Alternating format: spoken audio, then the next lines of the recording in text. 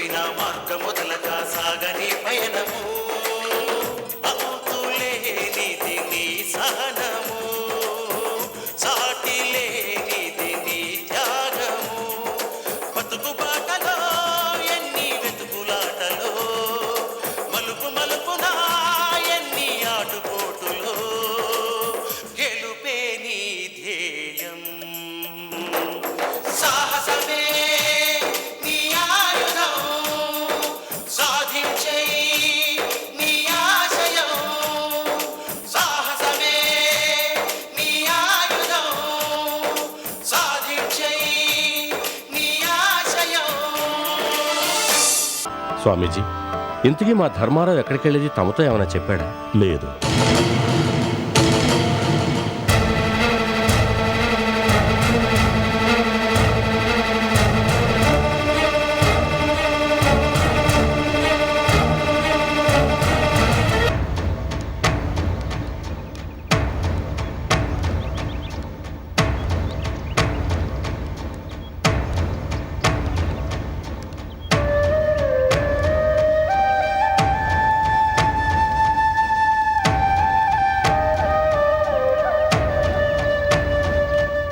అన్నయ్య, ఆయన ఇక్కడికొచ్చి కూడా 2 రోజులైందట.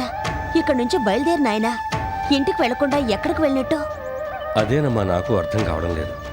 రాబోయే కష్ట నష్టాల గురించి స్వామీజీ చెప్పగా విన్న ధర్మారావు ఎంతో ధైర్యంగా ఇక్కడి నుంచి వెళ్ళాడు అని స్వామీజీ స్వయంగా చెప్తున్నారు. అలాంటప్పుడు ఎక్కడికి వెళ్ళినట్టు, ఏమైనట్టు ఎంత ఆలోచించినా నాకు ఏం తోచడం లేదు. నమస్కారం శాంతమ్మ గారు. నమస్కారం. బాగున్నారా? బాగున్నానమ్మా. మొన్న మీ భర్త ధర్మారావు గారు వచ్చి వెళ్ళారు. మీతో ఏమైనా మాట్లాడారా? ఎప్పుడు ఆయన ఆశ్రమానికి వచ్చినా ఆయన ఎంతో హుషారుగా ఉండేవారమ్మా. కానీ మొన్న వచ్చినప్పుడు చాలా దిగులుగా కనిపించారు. నేను పలకరించినా పట్టించుకోకుండా వెళ్ళారు. ఆయన ఏదో బాధలో ఉన్నారని గ్రహించాను. మళ్ళీ పలకరిద్దామని వెనకే వెళ్ళాను. పలకరించారా? ఆయన ఏమన్నారు? అదే టైంలో బయట నుంచి నరసింహనాయుడు గారు ధర్మారావు గారికి ఎదురొచ్చారు. ఇద్దరూ కలిసి పక్కకు వెళ్ళి చాలాసేపు మాట్లాడుకున్నారమ్మా. ఇక అక్కడ కనిపెట్టుకుని ఉండడం బాగుండదని నేను నా పని మీద వెళ్ళానమ్మా. ఆ తర్వాత ఏం జరిగిందో నాకు తెలియదమ్మా. వస్తానమ్మా. అన్నయ్య, దీన్ని బట్టి నీకేమర్థమైంది? ధర్మ నాయుడు గారితో మాట్లాడాడు అంటే బహుశా ధర్మాకి అన్ని విషయాలు తెలిసే ఉంటాయమ్మా. ఖచ్చితంగా ఇందు పెళ్లి విషయం కూడా తెలిసే ఉంటుంది. ఒకవేళ మన ఇంటికేమైనా వెళ్ళారేమో? వెళ్ళుండొచ్చు. పదమ్మా, వెంటనే ఇంటికి ఫోన్ చేద్దాం.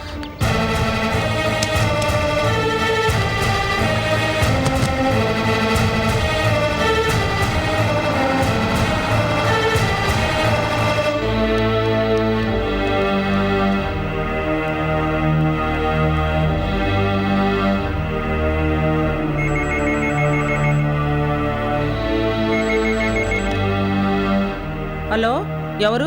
అమ్మా, నేను శాంతిని మాట్లాడుతున్నాను. శాంతి, నువ్వా? అల్లుడు గారిని తీసుకొస్తానని చెప్పి వెళ్ళి 2 రోజులైంది. ఇప్పుడు నువ్వు ఎక్కడి నుంచి మాట్లాడుతున్నావు? అల్లుడు గారిని ఎప్పుడు తీసుకొస్తావు? అన్నయ్య, మా అమ్మ ఇలా అంటుందేమిటి?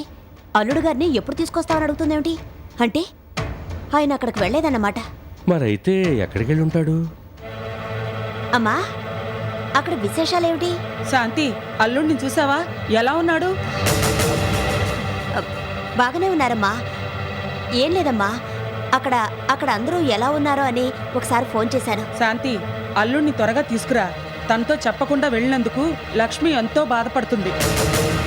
నిష్ఠూరంగా మాట్లాడుతుంది. నువ్వు తన్ని తీసుకెళ్లేదని లక్ష్మి మండిపడుతుంది. సరేమ్మా, ఉంటాను.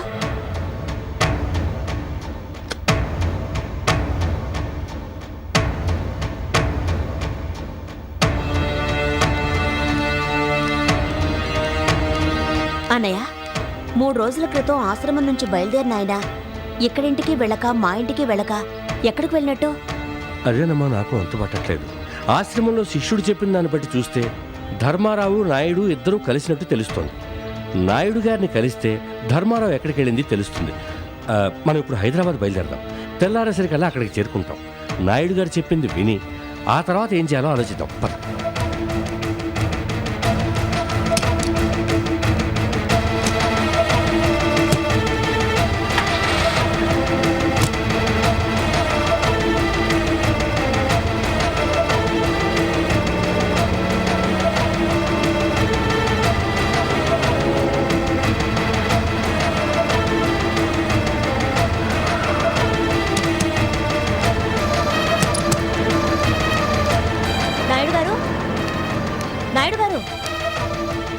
నాయుడు గారు, నాయుడు గారు. శాంతి గారు, మీరా? ఏంటిలా హఠాత్తుగా వచ్చారు? నాయుడు గారితో మాట్లాడదామని. మా ధర్మ నాయుడు గారిని కలిశాడని తెలిసింది. అవును, శివానంద త్రిశక్తి స్వామివారి ఆశ్రమంలో మా వారు ధర్మారావు గారిని కలిశారట. ఇద్దరు అన్ని విషయాలు మాట్లాడుకున్నారట. మా వారు ఇందు పెళ్లి విషయం కూడా మీ వారితో చెప్పారట. ధర్మారావు గారు జరిగిన దానికి బాధపడినా ఇందును పెళ్లి చేసుకుంటున్నందుకు నిరంజన్ ఎంతో అభినందించారంట. శాంతి గారు, పెళ్లి సింపుల్గా ఏదైనా గుళ్ళో చేసి రిసెప్షన్ మాత్రం గ్రాండ్గా పెద్ద హోటల్లో చేయాలనుకుంటున్నాం. మీరేమంటారు? నా అభిప్రాయంతో పనే ఉంది. మీ ఇష్ట ప్రకారమే కానివ్వండి. కొంచెం నాయుడు గారిని పిలుస్తారా? మీరొచ్చే ముందే అనాథాశ్రమానికి వెళ్ళారు. ఏమైనా అర్జెంట్ పని అయితే చెప్పండి, ఫోన్ చేసి ఇక్కడికే రమ్మంటాను. అబే ఎందుకు, మేము వెళ్తాంలేండి. వస్తామండి. వస్తావమ్మా? అన్నయ్య, ఆశ్రమానికి వెళ్ళి నాయుడు గారిని కలుద్దాం పద.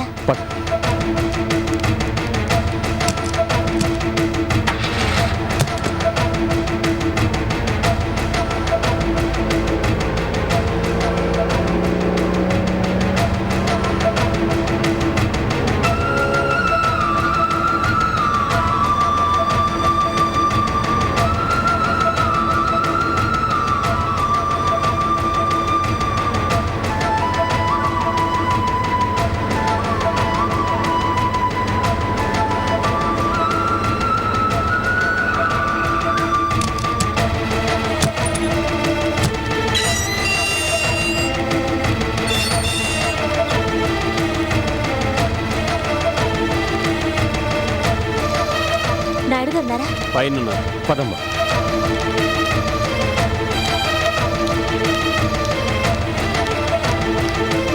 నమస్కారం నాయుడు గారు. నమస్కారం నమస్కారం, కూర్చోండి. ఏంటిలా వచ్చారు? మీ ఇంటికి వెళ్ళాం. మీరు ఇక్కడున్నారని యమున గారు చెప్తేనో ఇలా వచ్చాం. ఏదైనా ముఖ్యమైన పనా? నాయుడు గారు, శ్రీ శివానంద త్రిశక్తి స్వామీజీ వారి ఆశ్రమంలో మీరు మా వారు చాలాసేపు మాట్లాడుకున్నారట.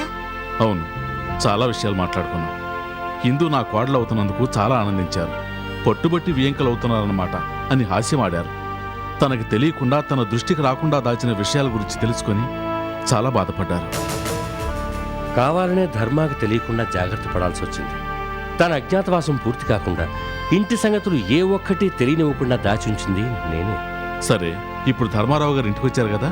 లేదండి, ఇంకా కొన్ని రోజులు అజ్ఞాతంలో ఉండాలని మా అన్నయ్య చెప్పారు. అందుకని రాలేదు. నాయుడు గారు, తిరుపతి ఆశ్రమంలో మా ధర్మం మిమ్మల్ని కలిసినప్పుడు దేని గురించైనా ప్రత్యేకించి మీ ఇద్దరూ మాట్లాడుకున్నారా? ఇంకా చాలాసేపు మాట్లాడుకునేవాళ్ళమే. ఆలోగా స్వామీజీ గారి దగ్గర నుంచి పిలిపొస్తే నేను దర్శనానికి లోపలికి వెళ్ళాను. నేను తిరిగి వచ్చేసరికి ధర్మారావు గారు కనిపించలేదు.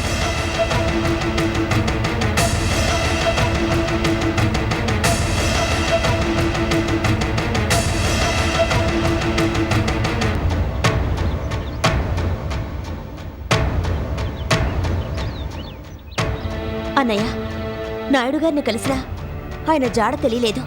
ఇప్పుడు ఏం చేయడం? అదే నాకు ఏం పాలుపోవడం లేదమ్మా. ఎక్కడికి వెళ్ళినట్టు, ఏమైనట్టు నాయుడు గారు కూడా ఏదేదో చెప్తున్నాడు. మన ధర్మాకి నాయుడు గారు హిందూ వితంతువైన సంగతి ఒక్కటే చెప్పాడో, లేకపోతే లక్ష్మి జైలుకి వెళ్ళడంతో పాటు అన్ని సంగతులు చెప్పాడో తెలియడం లేదు. అన్నయ్య, ఆయన ఎంత బాధనైనా తట్టుకోగలరు, కానీ ఆయన చెల్లెలు బాధపడితే మాత్రం తట్టుకోలేరు.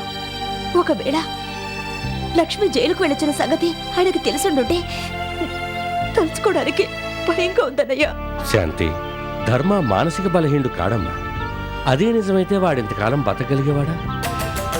నువ్వేం కంగారు పడకు, అలాంటి దేహం జరగదు. కానీ వాడు జాడ కనిపెట్టడం ఎలా అన్నదే ప్రశ్న. శాంతి, పేపర్లో ప్రకటిద్దామా? వద్దన్నయ్యా, పేపర్ ప్రకటనలు, పోలీస్ స్టేషన్లో కంప్లైంట్లు ఏమీ వద్దు. అందరికీ తెలిసిపోతుంది. ముఖ్యంగా లక్ష్మికి తెలిసిందంటే చాలా బాధపడుతుంది. ఈ విషయం ఎవరికీ తెలియకూడదన్నయ్యా. మరి ధర్మాన్ని కనిపెట్టడం ఎలాగమ్మా? అన్నయ్య, మన ఇన్స్పెక్టర్ గారిని కలిసి జరిగింది చెప్పి సలహా అడుగుదావా? ఆయన మన మనిషి, మనం అడగాలే గాని కాదన్ను. పదన్నయ్య. పదమ్మా.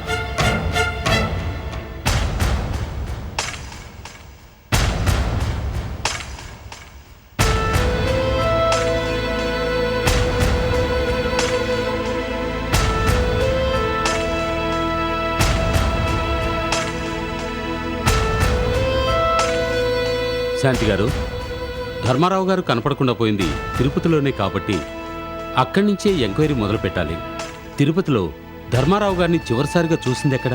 శ్రీ శివానంద త్రిశక్తి స్వాముల వారి ఆశ్రమంలో. ఆశ్రమానికి ఆయన ఏ కారులో వెళ్లారు? తిరుపతిలో ప్రత్యేకించి మా ధర్మాకి కారంటూ ఏమీ లేదు sir.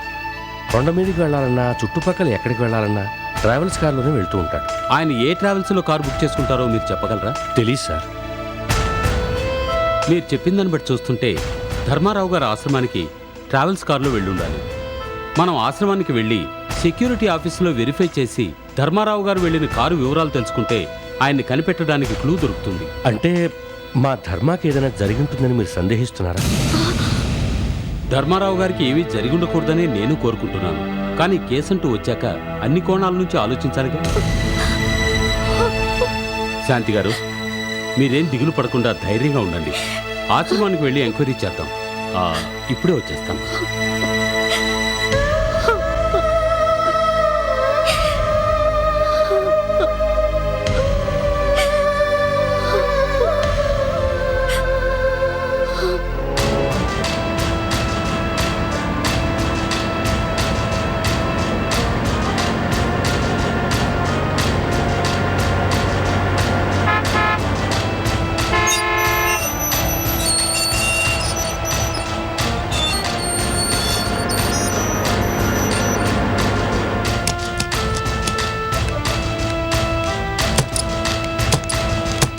Excuse me, I'm inspector Balu. 4 రోజుల క్రితం మీ ఆశ్రమానికి వచ్చి వెళ్ళిన కార్లు వివరాలు కావాలి. దేనికి సార్? ఏదైనా ప్రాబ్లమా? ఈవిడ భర్త 4 రోజుల క్రితం స్వామీజీని దర్శించి వెళ్ళారు. కానీ ఇంతవరకు ఆయన ఇంటికి రాలేదు. అందుకే ఈ వివరాలు. అలాగా, వెయిట్ చేయండి, 5 మినిట్స్లో వస్తాను.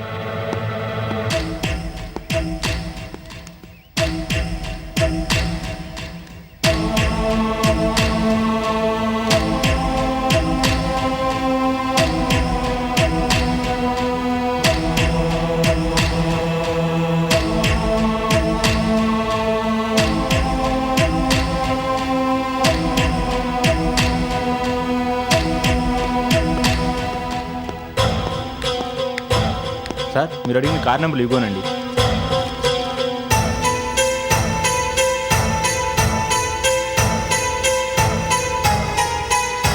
ఇక్కడికి వచ్చిన 14 కార్లలో 12 కార్లు సొంత కార్లు, మిగిలిన 2 travels.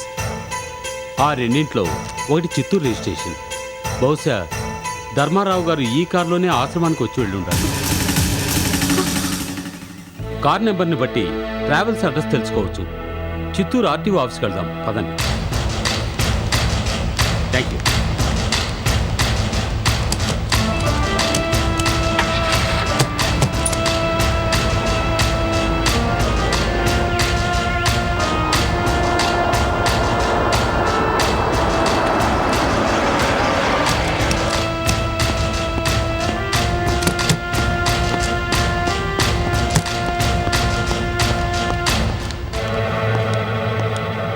Excuse me sir, I'm inspector Balu.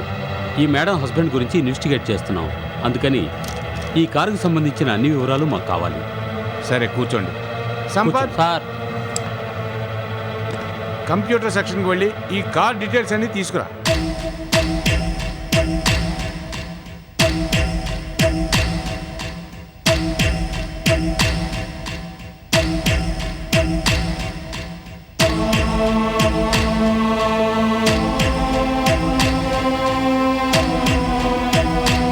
అన్నయ్య, నాకేదో భయంగా ఉందన్నయ్య. నువ్వేం కంగారు పడకమ్మా, అంతా మంచి జరుగుతుంది. ధైర్యంగా ఉండు.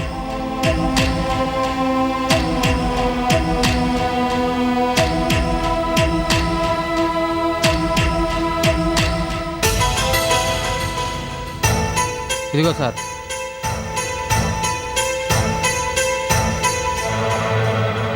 శివ ట్రావెల్స్ అంటే ధర్మారావు గారు శివ ట్రావెల్స్లోనే ఆశ్రమానికి వెళ్ళుంటారు. శివ ట్రావెల్స్కి వెళ్దాం, పదండి. Thank you.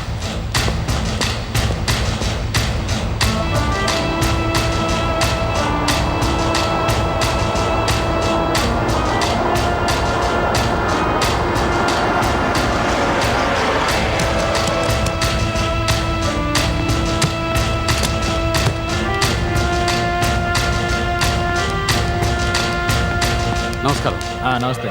నేను హైదరాబాద్ పంజాగుట్ట పోలీస్ స్టేషన్ ఇన్స్పెక్టర్ని. ఈ నంబర్ గల కారు మీదేనా?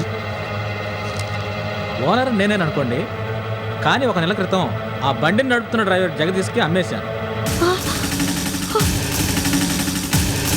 ఇంకా అతని పేరు మీద రిజిస్ట్రేషన్ కాకపోవటం వల్ల నా పేరు మీదే కంటిన్యూ అవుతుంది. ఇంతకీ ఈ విషయం ఏమిటి సార్? ఒక దర్యాప్తు కోసం అడగాల్సి వచ్చింది. డ్రైవర్ జగదీష్ ఇంట్రడ్యూస్ ఇస్తారా? షూర్.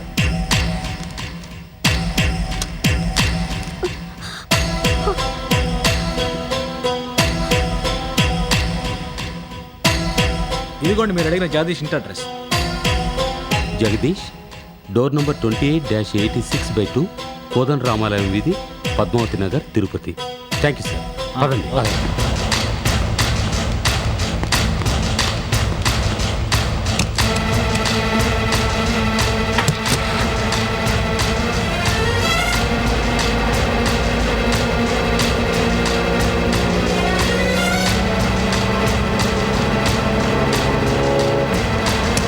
ఇదిగో, ఈ డోర్ నంబర్ గల ఇల్లు ఎక్కడ? అదిగో ఆ ఇల్లు.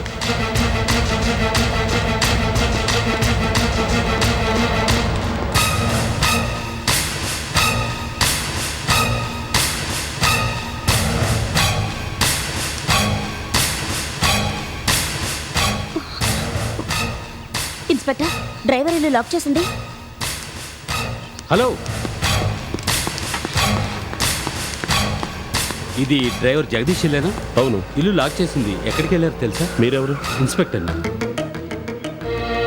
ఏం భయపడక్కర్లేదు, చెప్పండి. జగదీష్ 4 రోజుల క్రితం ఆశ్రమానికి సవారీకి వెళ్ళాడు. సవారీ మాట్లాడుకున్న వాళ్ళు అక్కడి నుంచి హైదరాబాద్ తీసుకెళ్తుంటే దారిలో కడప దగ్గర పెద్ద యాక్సిడెంట్ అయింది.